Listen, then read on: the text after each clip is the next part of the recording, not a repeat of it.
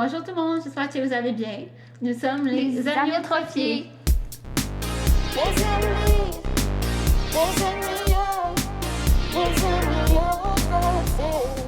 Bonjour, je m'appelle Liana Adam, j'ai 20 ans, je suis auteure, compositrice, interprète et j'ai la myotrophie spinale de type 2.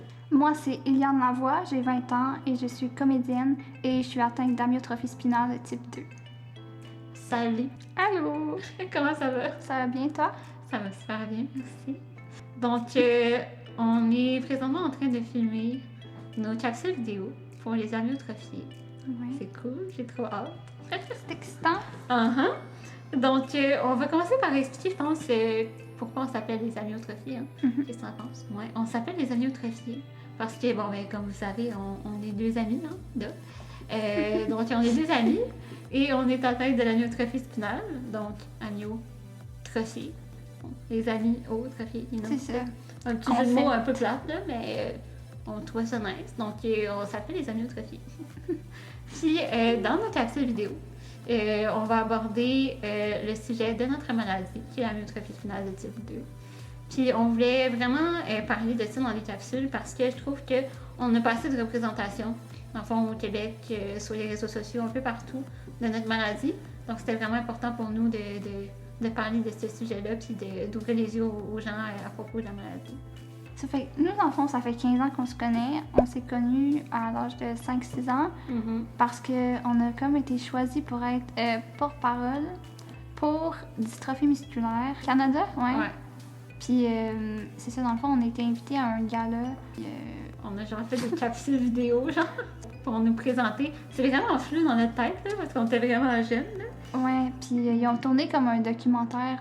Sur notre maladie, je pense. C'est ça, ils nous suivaient à l'école et tout. Puis on s'est connus comme ça. Ouais. Mais on s'est perdu pendant plusieurs années après.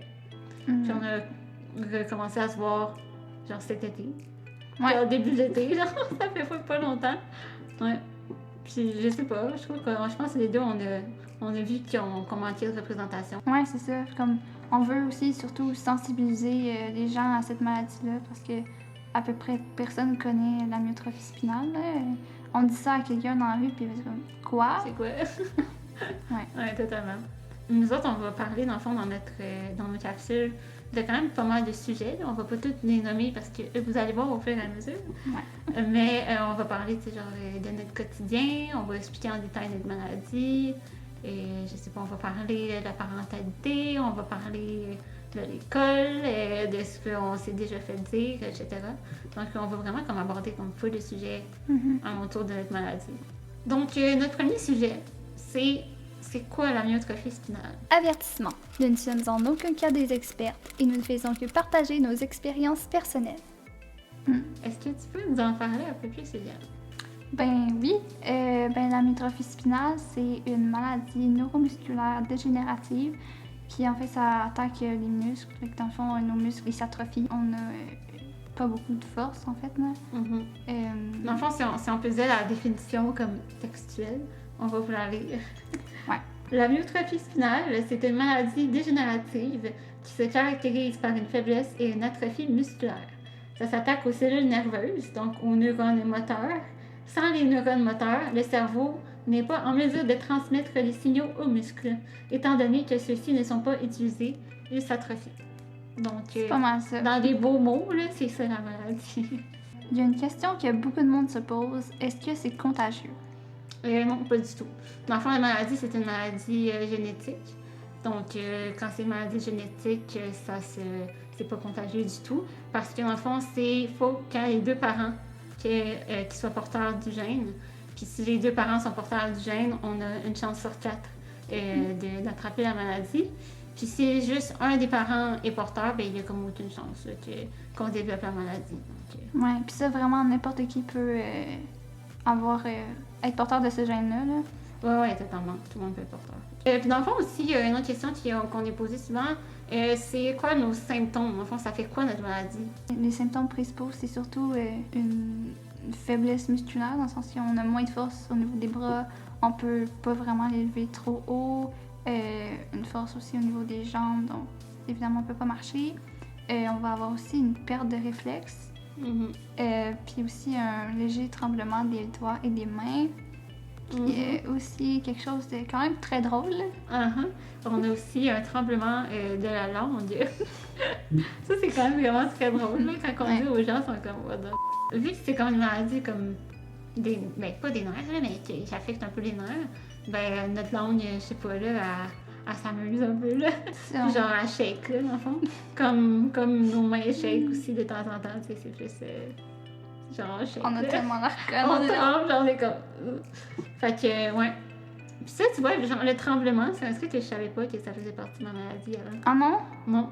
Mais il y a aussi le fait aussi que le type 2, on est atteint aussi pulmonairement. Pulmonairement, je sais pas si ça se dit. Donc, ça attaque nos poumons. Donc, on est... Ouais, c'est ça, on est plus propice à faire, en fond, des infections pulmonaires. Donc, exemple, si nous, on attrape une grippe, ben, ça peut très facilement se transférer comme en pneumonie. Puis ça, c'est à issue fatale aussi. Donc, ça fait partie du type 2, que c'est à issue fatale aussi, notre maladie. Ouais. Il y a plus qu'un type de la maladie. Comme nous, on est atteint du type 2, mais il y en a 4. À moins qu'il y en ait d'autres, puis qu'on ne soit pas au courant. Mais le type 1, dans le fond, la plupart des enfants, ils vont décéder avant l'âge de 4 ans parce qu'ils manquent de force puis ils sont pas capables de survivre aux infections qu'ils vont avoir. La maladie et tout, là. C'est ça. Sinon, il y a le type 2 qui se développe entre 2 et 24 mois, généralement. Comme toi, je sais pas à quel âge? Ben, moi, mes parents s'en sont rendus compte vers comme les 6-7 mois, mais on a eu le diagnostic à l'âge de 1 an. Ok, ouais. Moi, on a eu le diagnostic à comme 15 mois. Puis, tu sais, c'est un peu comme même chose que pour tes parents, là, tu sais. Ils voient bien qu'il y a quelque chose de pas normal avec leur bébé, là. Ouais. Il marche pas à 4 pattes, puis, tu sais, il fait pas ses premiers pas, là. Fait que, tu sais, c'est inquiétant, là. Ensuite, il y a le type 3, qui est une maladie qui part, la maladie part en fait vers l'âge de l'adolescence. Donc, ça peut être entre l'âge de comme 2-4 ans à 30 ans environ, je pense, que ça peut, dans le fond, se détecter, se diagnostiquer. Puis, eux autres, dans le fond, plus ils vieillissent, plus la maladie embarque. Dans le fond, ils ont comme une perte de mobilité, ils ont moins de force, ils commencent à plus marcher, puis avoir besoin d'un fauteuil pour marcher. Puis eux autres, par contre, ça attaque pas les poumons. Donc, c'est pas à issue fatale. Donc, il y a vraiment juste le type 1 et le type 2 qui est à issue fatale pour cette maladie-là. Puis, il y a aussi le type 4. Le type 4, dans le fond, ça se détecte à l'âge adulte. C'est ça, encore un peu plus tard que le type 3. Ouais.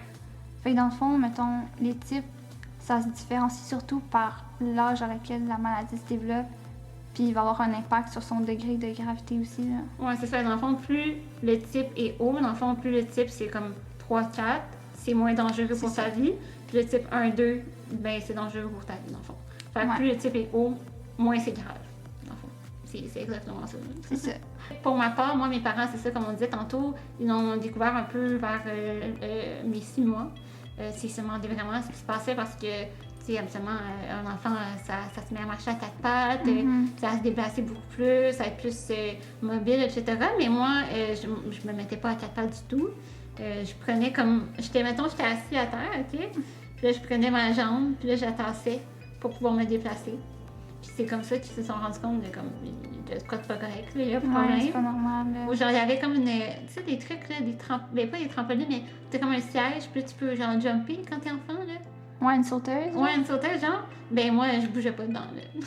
Oh non, moi, je me souviens pas, je peux pas dire, là. Je sais pas si je me déplaçais à 4 pattes parce que... Peut-être parce que, tu sais... Toi, t'étais plus forte que moi. C'est ça, fait que ça se peut. Mais encore là, tu sais, je marchais pas, évidemment, là. Puis... j'imagine qu'ils sont allés consulter, là, puis plein de tests. Moi, c'est ça, mes parents, ils ont un rendez-vous, puis notre neurologue avait dit à mes parents, inquiétez-vous. Ah, c'est fun. Ouais, c'est quand même pas pire. Fait que là, après, on a eu le diagnostic à l'âge, c'est ça. Ben, en tout cas, moi, là, de 1 an. Peut-être que, justement, ils sont allés consulter avant. Ils sont allés consulter plus tôt, parce que, tu sais, on a le même âge. Mais peut-être que mes parents ont attendu puis ont dit, peut-être qu'il est comme... Peut-être qu'ils pensaient juste que c'était... C'est juste moi, là. Je sais pas, ça me tente pas de marcher, là. Ouais, peut-être. Who knows? Puis même si on a le même type, la maladie, ça va vraiment se différencier d'une personne à l'autre. Mhm. Comme moi puis toi, si on prend un exemple, j'ai toujours été un peu plus forte que toi. Ouais, on est vraiment pas fait pareil, là. Ouais, puis tu sais, on a le même âge, fait que ça y a aucun lien là-dessus. Tu sais, on a le même âge, on a le même type, mais C'est toi, ça. t'es plus forte, t'as un peu plus d'équilibre, tes bras, ils déplient, genre quasiment au complet. Moi, genre, il reste à 90 degrés. Puis moi, j'ai beaucoup moins de force dans les bras que toi. J'ai moins d'équilibre. Toi, t'as eu des pneumonies, mais t'en as eu moins que moi. Moi, j'allais comme une fois ou deux par année à l'hôpital pour ça. Fait que, tu sais, c'est vraiment différent aussi, tu sais. Je veux dire, notre corps aussi, comment on est fait, est différent.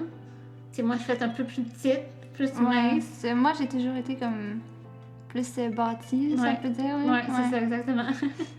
Donc, tu sais, c'est vraiment chaque personne va vraiment être différent, là, je trouve. Là. Tu sais, tu peux rencontrer quelqu'un, mettons, de 30 ans, puis il va être, je vais dire ça même, on a le droit de dire ça même, mais il va être beaucoup moins handicapé que moi. Ouais. Ou d'autres qui comme, ils ont 15 ans, puis ils vont être beaucoup plus handicapés que moi. C'est ça dépend vraiment d'un cas à l'autre. Ah, et tu sais, ça peut vraiment évoluer plus vite que d'autres, puis c'est vraiment différent là, à chaque personne. Là. Et dans le fond, tantôt, on parlait aussi de comment nos parents ont découvert qu'on avait la maladie et tout, mais on n'a pas expliqué comment ça fonctionnait le test pour savoir. Dans le fond, le test qu'on a à faire, c'est une genre de biopsie musculaire, dans le fond. C'est des petits électrodes, des aiguilles dans un muscle, dans le fond, pour aller détecter les activités musculaires, dans le fond. Ben aussi maintenant, comme il y a un nouveau... on peut faire un diagnostic prénatal, ce qu'il n'y avait pas dans le temps. Là. Fait que là, ils sont capables de voir comme quand l'enfant est encore dans le ventre de sa mère, si il est atteint d'amyotrophie spinale. Fait que là, ils peuvent déjà comme commencer des traitements comme aussitôt ça va être prêt, quand il va naître et tout. Là, tu viens juste de parler d'un traitement, donc on va aller dans le vif du sujet. Donc, il y a un traitement, en fait, qui vient juste être découvert, en fait, il y a quelques années. Moi, j'ai commencé un nouveau traitement quand j'avais 16 ans environ, qui s'appelle le Spinraza. Puis le Spinraza, c'est un médicament qui se fait en ponction lombaire, puis qui fait en sorte que ça stabilise notre maladie.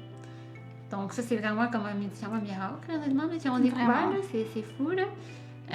Puis ça, en fait, c'est ça stabilise notre maladie. Puis si c'est pris jeune, mais ça peut même vraiment redonner des forces. Puis même, mettons, si c'est pris comme à l'âge de 2-3 ans, on a même qui remarche. C'est vraiment débile ce que le médicament fait, là. C'est sûr que pour nous, par contre, on est quand même rendu vieille, dans un sens, pour notre maladie.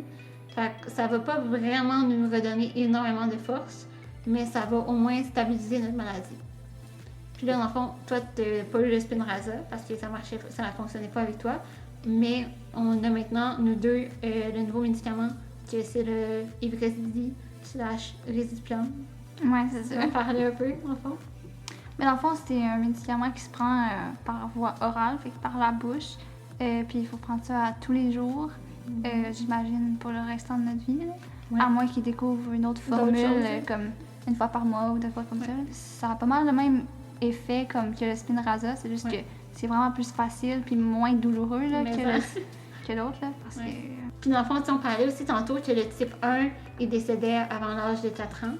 Mais là, grâce à un autre médicament, je me rappelle plus trop, Zolgensma. De quoi du genre.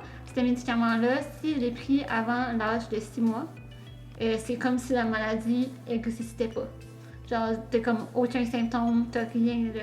Fait que ça, c'est comme vraiment magique. Là. Bientôt, on n'aura plus personne avec notre maladie. Là. C'est fou. C'est vraiment super pour les jeunes qui vont naître là, avec ça. Là. Puis c'est un médicament que tu prends une seule fois, mais qui coûte 2,1 millions.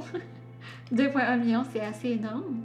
C'est ça. Mais ça, c'est un médicament d'une fois. Mais nous, notre médicament, il coûte combien? Ben, le nôtre, il coûte environ par personne 462 000 par année. Fait que c'est comme un peu plus que 1 000 $ la dose à chaque jour. Ouais, c'est débile. Puis c'est des petites doses aussi là, de 6,6 millilitres.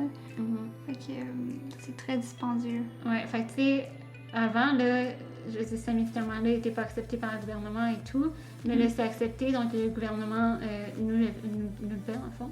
Ouais. Puis tout le monde y a accès maintenant, je pense. Puis c'est ça, c'est vraiment fou, là. C'est 400 000 et plus par année, là. Personne ne peut se payer ça, là. Personne ne peut se payer ça si ça n'avait pas été accepté, là. Puis c'est vraiment un médicament qui change la vie des personnes avec cette maladie-là, là. Donc, c'est une très, très, très belle découverte. Donc, on est vraiment content d'avoir accès à ces médicaments-là parce que ça nous aide vraiment à stabiliser notre maladie. Donc, ouais, puis il n'y avait pas de traitement comme ça quand on était enfant. Fait que, tu sais, à l'avoir pris plus tôt, on aurait probablement, oui, pas perdu de force, mais on aurait pu en regagner encore plus. Oui, exactement.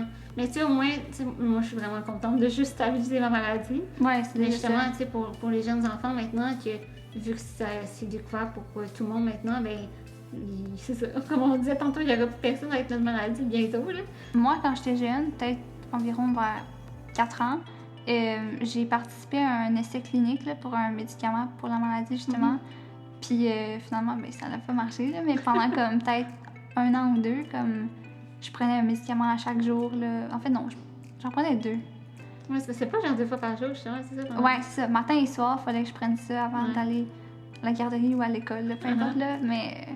Mais finalement, ça n'a pas vraiment marché. Fait que j'étais comme un petit rat de laboratoire, puis finalement, ça n'a rien donné. Mais écoute, tu as participé à l'évolution du médicament. Ouais. Parce que là, déjà, maintenant, on a un bon, là. Donc, ouais, c'est ça. Ça a aidé. Mais moi, je trouve ça plate que, mettons, c'est pas tout le monde, tu sais, comme partout sur la Terre, là, qui a accès à ça. Parce qu'il y en a pas juste au Canada, là, des personnes avec cette maladie-là, il y en a partout. On a vraiment partout, non, c'est ça. Ça devrait vraiment être accessible à être tout le monde. accessible, oui. Partout. Oui. Donc, c'est ce qui conclut notre première vidéo qui englobe dans nos mots ce qui est la maladie, ce qui est notre maladie, la dystrophie spinale de type 2. Donc, merci beaucoup de nous avoir écoutés. Si vous avez aimé et que vous voulez voir d'autres vidéos de nous, vous avez juste à vous abonner et n'oubliez pas de partager à tout le monde. Donc, merci beaucoup puis bonne journée.